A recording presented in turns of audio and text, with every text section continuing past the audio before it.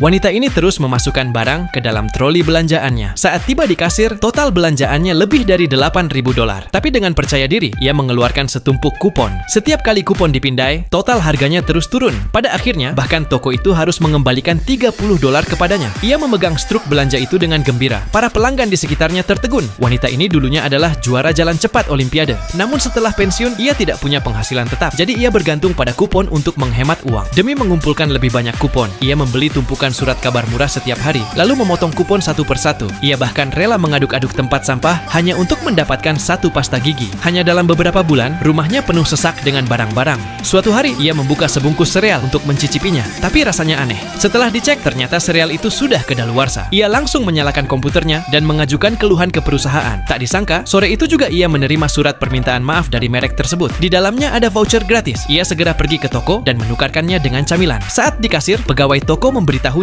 bahwa merek-merek besar sering mengirimkan kupon sebagai cara untuk menghindari pemberitaan buruk. Mendengar itu, ia mendapat ide. Hari-hari berikutnya, ia mulai menulis surat keluhan ke berbagai merek besar. Dalam hitungan hari, ia menerima ratusan kupon. Temannya terkejut saat melihatnya. Ia berkata, jika kupon-kupon ini dijual separuh harga, mereka bisa menghasilkan banyak uang. Tapi ratusan kupon saja belum cukup. Setelah menyelidiki lebih lanjut, mereka menemukan sumbernya berasal dari sebuah perusahaan di Meksiko. Mereka langsung berkendara semalaman menuju perusahaan itu. Di sana, mereka mendekati sepasang karyawan muda. Mereka menunjukkan kupon-kupon itu dan menjelaskan rencana menghasilkan uang darinya, lalu berhasil membuat kesepakatan. Ternyata, perusahaan itu mencetak kupon dalam jumlah berlebih setiap harinya, dan biasanya kupon-kupon tak terpakai akan dimusnahkan. Tapi pria itu diam-diam mengambil sisanya, lalu menyuap sopir truk pengantar barang, yang kemudian menyerahkannya pada wanita tersebut. Jalan mereka menuju kekayaan pun resmi dimulai. Wanita itu membuat situs web penjualan kupon. Ia menjual kupon-kupon itu dengan harga setengahnya. Temannya mempromosikannya di platform video. Seiring bertambahnya pelanggan, semakin banyak orang yang mulai membeli. Pada saat yang sama, ribuan kupon mulai bermunculan di supermarket di seluruh negeri. Bahkan para kasir pun dibuat tercengang. Dalam hitungan hari saja, mereka sudah menghasilkan jutaan dolar. Suatu sore, mereka membeli 5 mobil Lamborghini sekaligus. Mungkin kamu pikir ini hanya cerita film, tapi ini adalah kisah nyata.